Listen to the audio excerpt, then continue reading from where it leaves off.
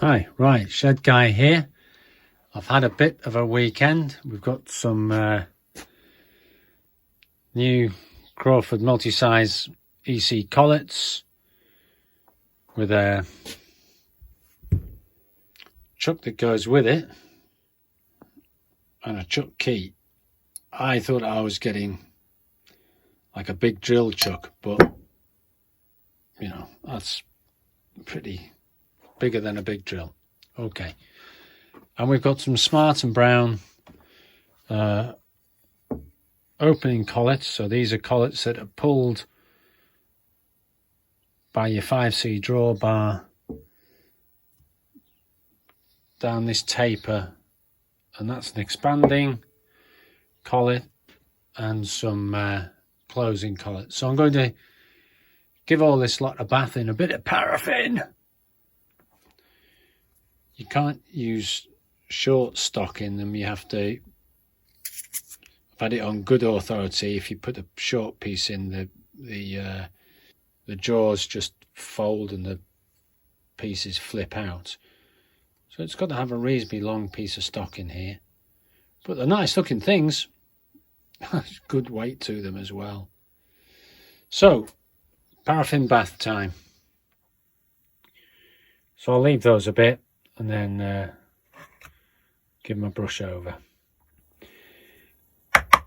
Right, so it's not a very complicated plan. Soft brush, paraffin, soft brush, or the soft brushes, soak in duck oil, drain off, and basically we'll do all of these pieces. So that one's draining off now, and there's a bit of movement on the jaws. They move easily enough. Obviously strong return springs. There's 12 sizes, 2 to 13, bizarrely. So, just draining the duck oil off, which will become paraffin-y duck oil. But anyway, onward, ever onward. Around the apron at the base of the collet, there's little grub screw holes. Now those grub screws are there to hold one of these little covers on. And I think all that is, if you've got a bar feed on your unit, it just makes sure it doesn't, the bar feeder doesn't bash into the inside of your collet. So I've taken the bar feed base off just to show what it looks like. Feels like it's cast. It's just a ring that fits on, obviously with a little groove to take the set screws. Well, those little grub screws are a queer size, and when you've got something so small, trying to identify threads gets tricky. Okay, measuring that, we're about 3.5 millimeters diameter. That turns out it's a 4BA grub screw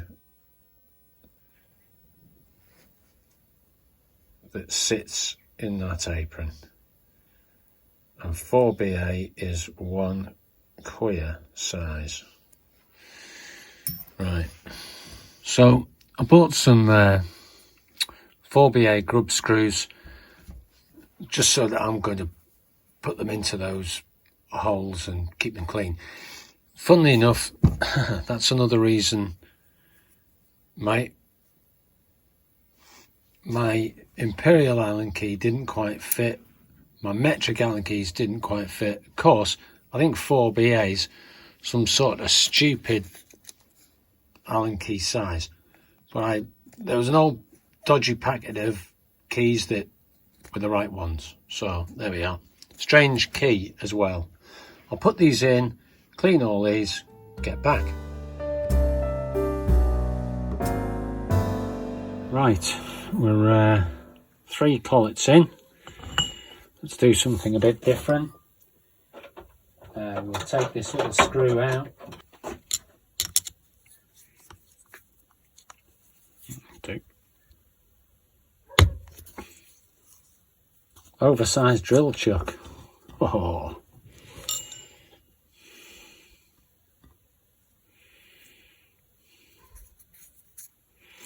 Doesn't feel gritty. Okay, so there's a series of little ball bearings, captive.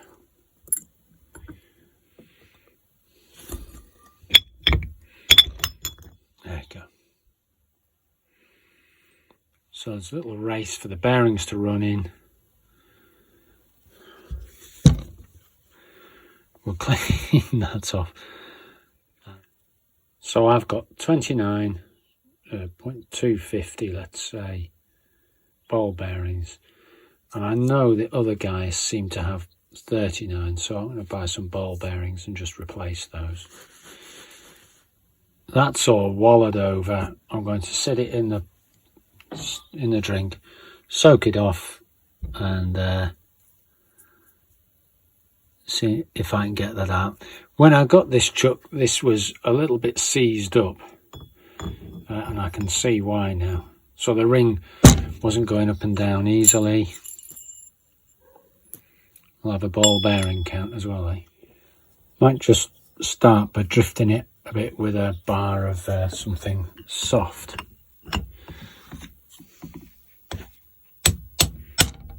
Oh yeah, that moved. Wow. Okay, unexpected.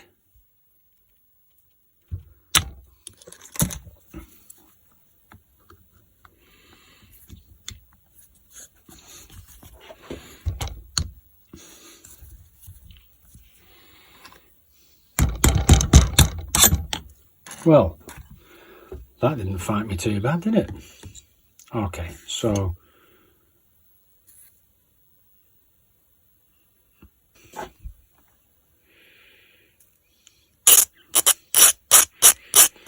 it's a hardened key, doesn't it? A good clean, and we'll see what we've got. It doesn't look wallowed out, it doesn't look too chewed, but it has had a life.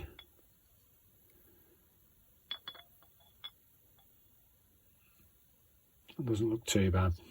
It has had a life though.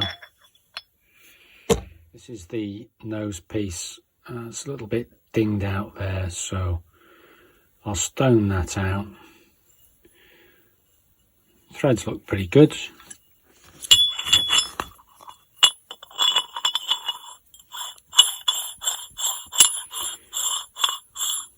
Indeedy.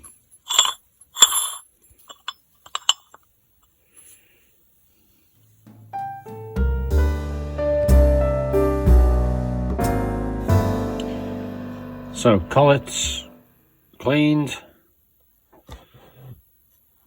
closing ring cleaned, replaced the feet, took them off and just made sure that was flat.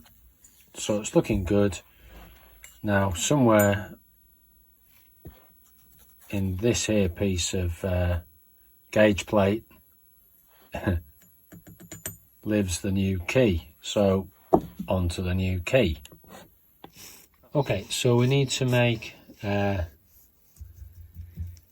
key for this, and the width we want is about that. So that's just a gauge block with a feeler gauge in it, and we'll just do that on the mill. So I've put a piece in the mill on a pair of parallels, and I'll just check the height of the cutter.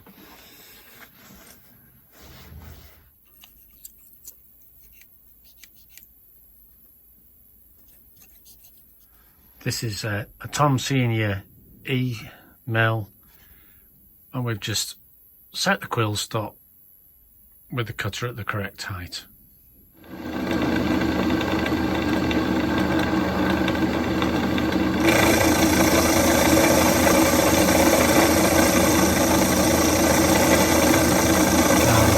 Down to final depth there. Happy days, that's tight. So I round the end of that off, cut it to length, and then sort the height out. So I'm just going to tap that in with the old Taparuno.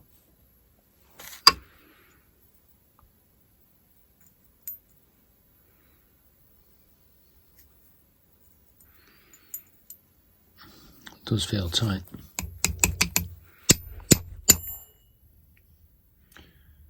So it's good and tight. It's getting down a fair way. Well, not quite there. I'll take another little bit. You know, I've marked it up and we're just whacking on the end there.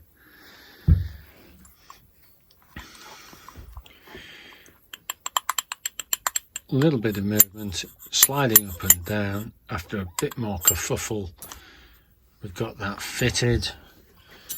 I think I'm going to harden that. So eventually the height, which was spot on, looks like about 190. Right, I'm going to heat treat that. Alright, so that went cherry red till it lost its magnetism. Ditch it in the water, or polish it, and then I'll take it like a straw colour. So I just give it a little polish so I can check my colours next time, and it's like a bit of glass that. Right, I'll go and just take that to a sort of straw colour. Yeah, as soon as that got hard, it also got blinging sharp. Ow. Yeah, well, a little bit more bluey than yellow, but anyway, should be good. We'll fit that. When I hardened it, I then polished it, and as I polished it, I created a really sharp edge. So that's what happened to me there. Right. Okay, so we're feeling real good. We'll put the ring back on, drop some ball bearings in,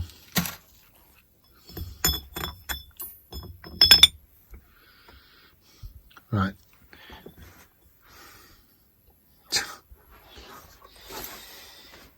I'll put these in with a finish slide oil, and I'm going to count them as I go.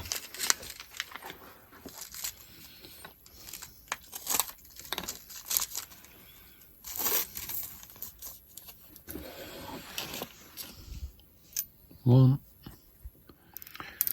2,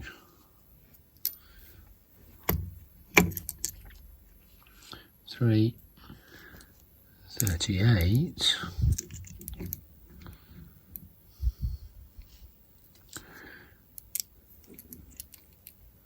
39. There isn't much space in there, so 39 it is.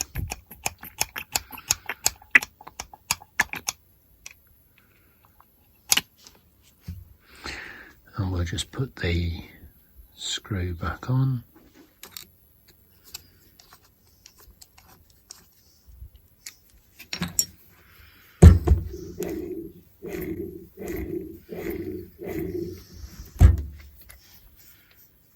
Ooh, Oh, there's not much slop there at all. Okay, we've put the Pratt Burnerd chuck into the lathe. We're going to put into the spindle head. We're going to put a decent chunk of test bar in there. Well, it's not a test bar, but it should be pretty accurate. Tighten it over 1, 2, 3. Not gone crazy. And that's holding good and accurate. We're holding good and true, so that's great. So it's a significant stick out from the spindle nose when you've got your 5C collet. You know, it's basically sitting there. Having said that, with your 5C, it's a nuisance because the carriage sort of runs out of a bit of travel with the micrometer stop, and or gets a bit tight up this end.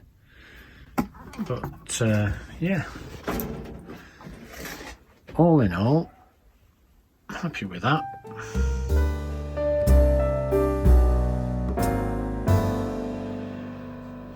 Well, that was a bit of a stunner. I was expecting, I don't know, 1,000th run out, but to be bob on was amazing. Okay, so we're going to make a stop, a fixed stop for the back end of the inside of here. You can see where the chuck collet comes to. This is a 5C collet. And that's my chuck, my collet stop screws in here. So we'll make a piece to go in this minor hole down there with Allen keys going through it so I can tighten it in, and threaded so it can take that. So of course it gets more complex. Turns out that this diameter here is smaller than this diameter here where I want to place the part. So what we'll do is we'll make our stop so our stop drops in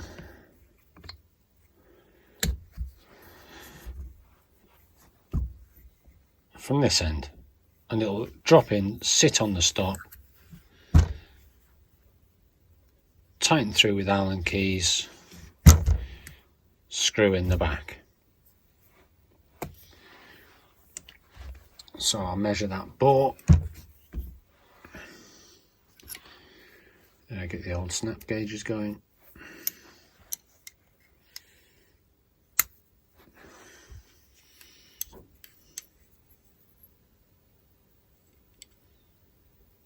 That feels okay, yeah, so there you go. Let's face it, I'm pretty much bound to be wrong. It must be 1.8 inches. Okay, right, so here we are. Here's my plan. We've got a piece that goes into the Burnerd chuck. It goes tight to the end, hits up on that stop. Tighten it with grub screws that you can get to through the keyholes. So 3 grub screws, tighten straight through. The maximum diameter it'll take is going to be just 1.25 inches, which gives enough thickness for this grub screw to have a bit of meat to sit in. And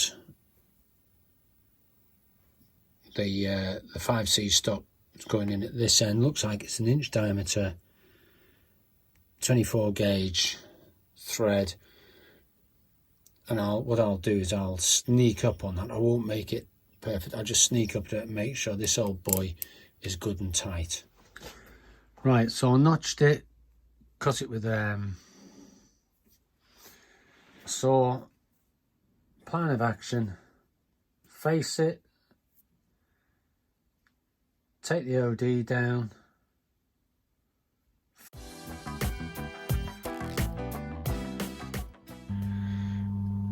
okay, we're setting up for a right hand thread, 24 threads per inch. So we're in right hand thread,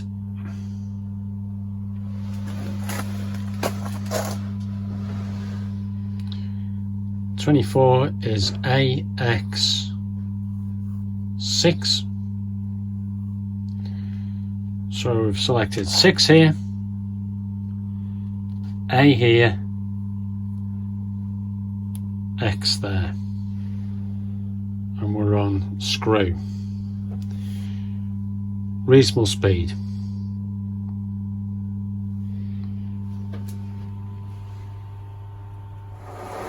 Just bring the cutter into touch.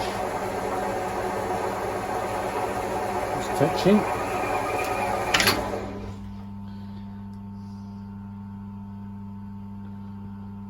So that's 0.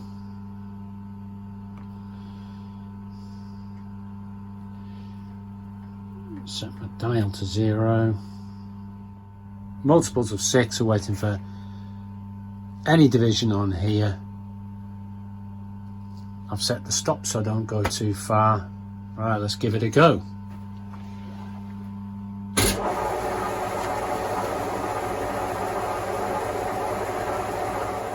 Ha ha ha. Yeah. I'm looking to go about 26 thou in the end. And of course, that's in millimetres, isn't it? Anyway, I'll look up what that is in a minute. So, any number?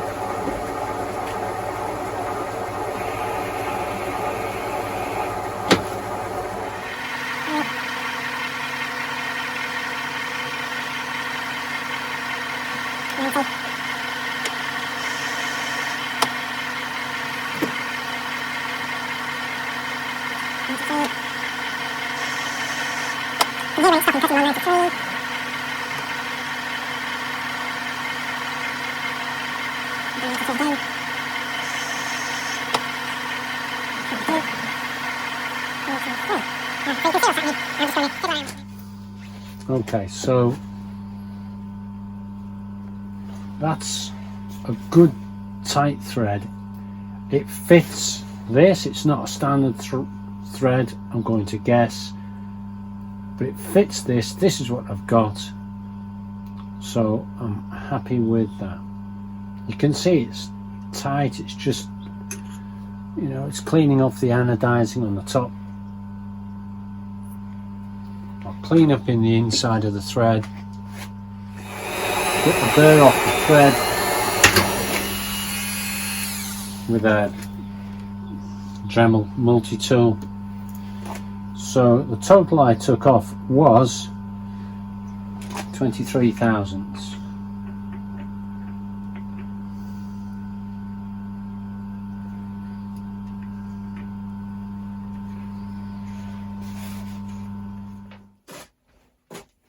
Usually when I get a new tool I spend ages fiddling around and cleaning it, but anyway, I'm going to we're not quite right on the diameter, so we're going to hold this with a collet. It's going to run down this taper and hopefully engage, get a positive engagement. Just finding the pin here. Hello. There it is. Get a positive engagement. I'll try it that way up. Ooh. Well, that's gripped it. So I'm going to take probably a thou off the outside and see how we go.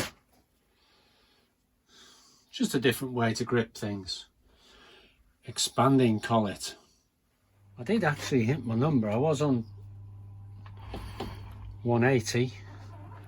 Pressure is not a good idea with this setup. It's First time I've used it, and I'm going to sneak up in it.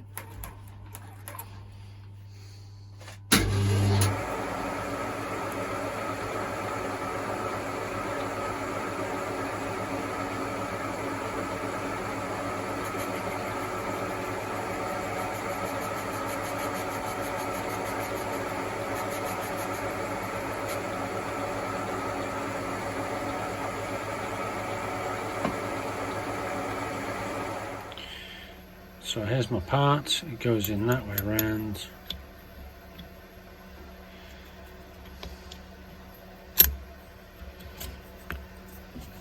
Decent fit. The set screws aren't going to have to do much work. You know, in from the rear comes my 5C bit. It's a push to get it in and out, but I'm happy with that. Yeah, it's a perfect sliding fit, that. Of course, it's scratching up that, isn't it? Ah, I think there must be some burrs just on the inside of those holes. What I'll do, I'm going to have to stone inside here as well.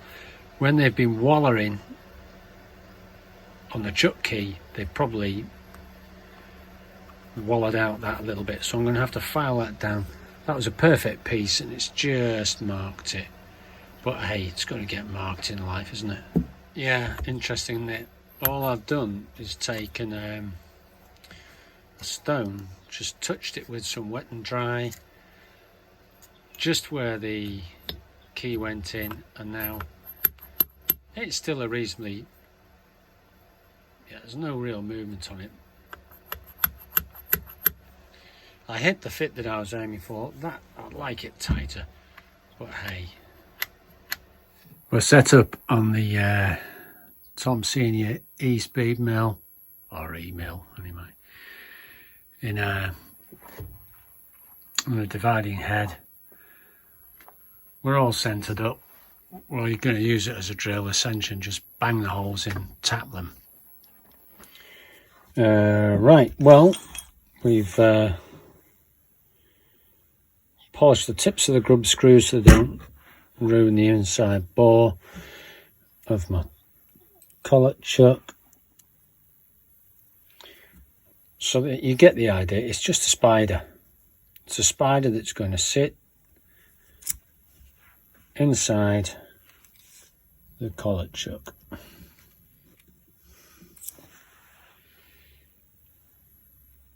So there you go.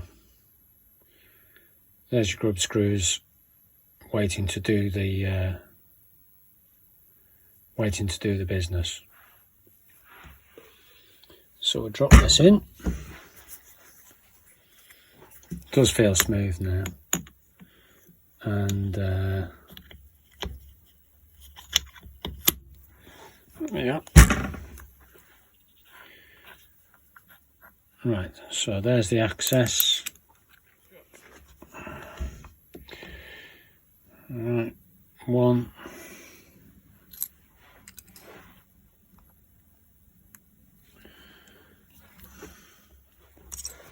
3,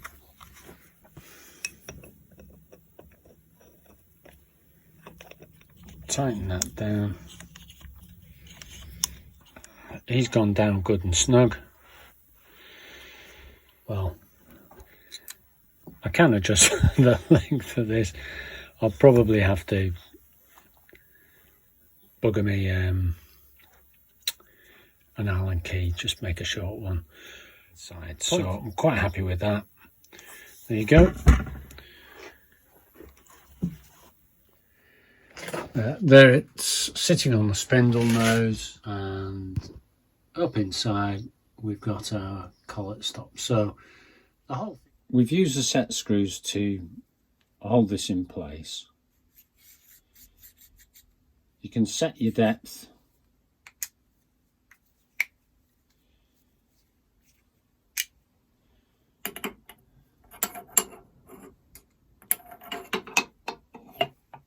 That sits nice on the stop.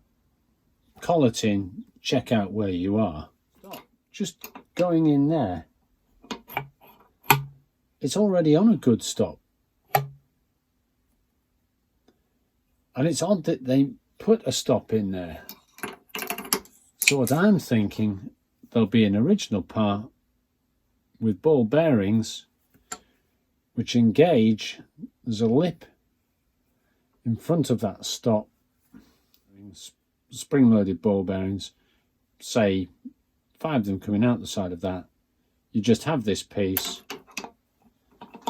push it in, boom, it locates, job done.